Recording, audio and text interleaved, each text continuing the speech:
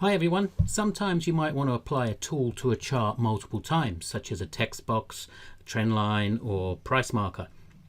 So here's a quick way how you can do that without having to select the tool each time.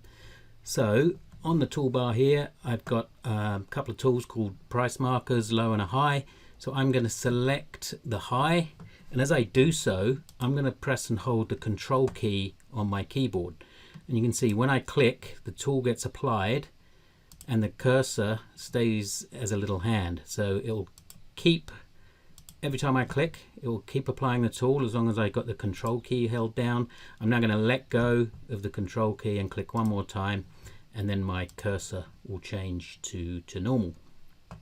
Here's another way. So I'm going to select a low this time and put that down there. So let's say the tool's already applied to the chart and you want to copy it. If we right click on the tool, go to the actions icon, the little running man, again, press and hold the control key on your keyboard, go to copy tool, and the same thing. You can just keep clicking until you take your hand off the control key and click one last time.